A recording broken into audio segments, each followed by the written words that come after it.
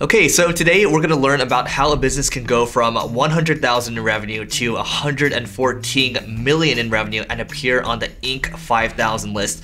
Not just on, the Inc. 5000, any ranking, they're actually #1. So how you can actually get to #1, we're gonna learn from the co-founder and chief strategy officer, Rizwan, on why he decided to start the business, how he navigates the waters in terms of working with the same 5 partners for 10 years. We're gonna learn from the marketing lead, Aron, what he's doing in terms of marketing for Ultra right now and the different brands that they're spinning off. So lots to take away here. Hope you enjoy it and we'll see you inside. All right, everybody, today we have Aron North from Ultra Mobile, and we're gonna talk about what Ultra Mobile is, what he does at Ultra Mobile, and just learn a lot more about the company. So Aron, first, we can get started. Tell us a little bit about kind of who you are and what you do. Yeah, well, I'm a traditional marketer, raised through the stakes of all the various agencies here in Southern California. Spent about a decade doing agency work, advertising, promotion, marketing agencies. Then made the leap to client side about 7 years ago and kicked off my client side career with Taco Bell. Spent almost 6 years there in charge of all advertising, communications, packaging, point of sale, big job, fun job. And then was actually recruited to come here at Ultra Mobile and help grow our base business, Ultra, and launch a new business, which is an online disruptor called Mint Sim. Awesome. So what does client side mean? Well, simply it's you're no longer on the agency side. So you are at the place where the products and services are being made versus a vendor built to support those clients. Yeah, so Taco Bell sounds really interesting. I think people can learn a lot from these brands. And so what was your role at Taco Bell and kind of, what was like the difference switching over there? Yeah, I was the director of advertising and communications, and it was an exciting job. It was a fantastic job. So what we did was we worked with the product development team, and the product development team were constantly coming up with all these fun innovations. We worked with them and consumer insights to develop the strategies of how we were gonna launch these products, the communication strategies. And then my team helped write those strategies, work with our agency to create all the creative and advertising campaigns. We worked with the in-house shop to do all the packaging, all the point of sale materials, all the training materials, et cetera, et cetera. So it was really, if it was something that had paid media around it, it came through our team, and it was all about building 360-degree communication plans to launch new products. And Taco Bell is a new product machine. They launch something new every 4 to 6 weeks. So, you think you've got a robust annual calendar, plus you're also always testing new products and test markets. So on a given year, we would launch anywhere between 20 and 25 new products with a full suite of communications. Got it. There's a lot of words that I wanna try to distill here in a second, but I think we talked about a couple months ago when we connected. There's a specific key phrase you used when you talk about measuring things at Taco Bell or coming up with new products. Do you know of any frameworks that you can teach people here? Well, we always looked at macroeconomic trends first, right? Or macro eating trends, like where people. Okay, so for example, Taco Bell was not selling breakfast. We know obviously people eat breakfast every day, but when you look at the market and you see what people are demanding for breakfast, they need speed, convenience, something that's easy to eat in the car because they're multitasking. You know that people are typically running late. So you need to build products that not only are delicious, but also satisfy these need states that people have. One of the big innovations for us was the breakfast crunch wrap, right? So it was everything you wanted in breakfast, plus a hash brown, all wrapped up in a tortilla and grilled so it's easy to eat on the road. And that product was the flagship product at launch. So, you learned a lot at Taco Bell in terms of, brand marketing, things like that. How's that carried over into what you do at Ultra?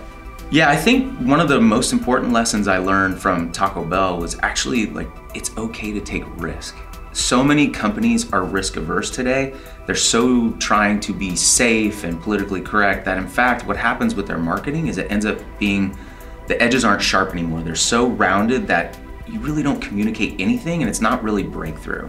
So one of the things we were really good at was taking calculated risk and being okay with failure. So we always had the saying, if you're gonna fail, fail fast, fail smart, and fail cheap. So don't have this thing go on forever, make sure you learn from it, and don't put all your your eggs in one basket from a spend standpoint, diversify that out, but test new things. We were always taking 10% of our budget and trying new stuff with it. And a lot of times that 10% paid off like jackpots because you had a small investment in something that was high risk, high reward, and it would pay out, and you would have all the benefits of that without, enveloping your entire program in this risk. Got it. So here's a key takeaway. I mean, when it comes to marketing, or you can call it growth hacking, whatever you want to call it, marketers do use a framework called the ICE framework, which is impact, confidence, and ease. And you score each of those on a scale of 1 to 10, and you average them across the board. When you're doing tests like this, it shows you,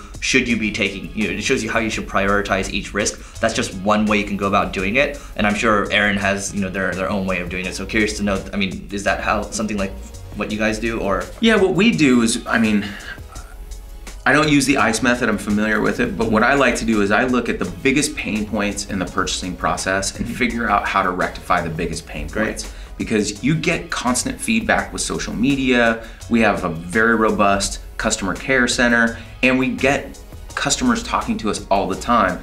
You have to listen to the customer or the potential customer. And then if you see people asking the same questions over and over again, you have an opportunity for clarity. If you see a purchase hurdle, in this case, it was like this fear of trying it. We looked and we said, look, this is the largest hurdle we have right now. So how do we knock down that hurdle? And if we knock it down, what is the impact on the business? So that's the way I really approach it, because if you think about our business, it's new, it's young, it's growing. We want to eliminate all the rejection points we can while still maintaining a profitable business. Got it. This is really simple, right? So takeaway is just look at the data, whether, for example, the videos that we're doing right now, YouTube, you look at the audience retention. For them, you're looking at the customer feedback. Okay, take it one step further. You've solved one point, now go to the next one. You just keep optimizing from there. Is that right? Absolutely. And it's easy to get hung up on maybe a loud customer, somebody who's very vocal in the social space, but they may only represent a small fraction of what the larger issue is. So we look at the data and we look at the mass volume, right? Like if we see lots of people talking about one particular thing, then we will focus our efforts there, because you get the best yield when you have limited resources. We're in a startup scale up, right? So you've got limited resources. Where do you deploy? My philosophy is deploy against the biggest opportunities. Got it. So ultra mobile, can you give people an example of like what kind of people would be using it? And then I think we could talk about Mint for a second too. Yeah, Ultra is very much built for the international customer. And what that means is that's people who are immigrants to the US who are still calling abroad. So Ultra's unique position, when we think about the 3 pillars, it's innovation, international, and value, right? So if you think about the Ultra brand, we're constantly trying to add value in the wireless segment, but our special sauce, if you will, is the international approach. So if I come in from China, I just buy an Ultra Mobile card and I'm good to go? Yeah, you put in an Ultra Mobile SIM into your phone, fires right up, and now you have unlimited calling back to China. So we have a variety of plans, just like many other wireless providers. We have everything from as low as $19 all the way up to $49, which will get you unlimited data. But the real special sauce is that with all of our plans, you can call up to 120 countries internationally, and 60 plus of those countries right now are free. Wow. Ultra mobile, there's one segment there, and then you guys started Mint recently, which is what the t-shirt is that you're wearing right now. It says, we said foxing, very foxy, clever. Check out the shirt. I need to have one of those. Well, we got one for you. Oh, cool. But so why Mint? What's the difference? If you think about the portfolio of products that Ultra has, you have Ultra, which is very much focused on the international immigrant community, and it's sold through 7,500 indirect wireless retail locations. That is this segment here. We wanted to create a product that was complementary, but had there was no crossover between the audiences. So what we've done is we've built a heart of the market, general market product that is exclusively available online. So it's domestic only, it's built for an online shopper, and it's really built to satisfy the needs of the core US customer. So what are some key branding lessons you can take in from Taco Bell that carry over into what you're doing today? Yeah, well, it's very interesting in my mind how commoditized the wireless marketplace is. Like if you think about it, I could take your phone right now, swap out the SIM, and unless you knew what the EON was, which is the little name in the upper left, you could not tell the difference between the service you're on now and our service. That is by definition what a commodity is. So the biggest lesson for me is building and establishing a strong brand right from the start, so that way you can start to have things that separate you from your competitors. For example, Ultra, we're constantly looking at ways to do new innovation that doesn't cost the customer anything. One of the things we heard from customers was they run out of data. We're always running out of data. We're all big data consumers. So what we allowed them to do was have a toggle that when they're watching video, they can toggle their speed down, so that way videos are coming in just slightly outpacing the viewing speed, which is really important because what Facebook does is Facebook wants to get that video on your phone as fast as possible. Right. So you're using your data, it'll download the entire video behind the scenes. You may only watch 5 seconds, yet you've consumed all that data. Wow. So we built this switch, and we allow the customer to toggle slow, toggle fast, to hopefully let them save more data. Cost them nothing. Just an innovation we put out. So we're constantly looking at things like that to try and separate ourselves as we, build value within the brand. From a marketing perspective, I mean, what kind of struggles are you facing right now with the business? Well, there's always pressure on price. I mean, if you look, I think this is a really fantastic time to be a customer or a consumer in wireless because prices continue to drop. Value continues to go up. So what we're looking to do is how do we remain competitive while remaining profitable and making sure that the customer has the right value equation for the service. Got it. And what's working for you in terms of marketing nowadays? Mint, we are very much what I like to call performance media driven. So these are all the things you would typically find with an online brand, whether it's search, cost per click, all these conversion-based tactics. So we are deploying all those. We are also doing influencers. So we've just launched several influencer campaigns with a young product that is, newly launched. I mean, this is sort of like marketing 101, but independent third-party validation carries lots of weight because everybody knows the brand is going to beat its chest and tell you how great its offer and service and pricing is. However, that's tainted. We have a perspective on our product. So having independent third parties validate that, we've found is incredibly effective to not only amplifying our message, but making our message more effective when it's out in the marketplace. Got it. In terms of kind of how you go about getting better as a marketer, as a leader at this company, how do you keep improving? Well, I mean, we never stop learning. One of the things is I'm constantly reading, industry pubs and seeing, Adweek, Ad Age, Ad Freak.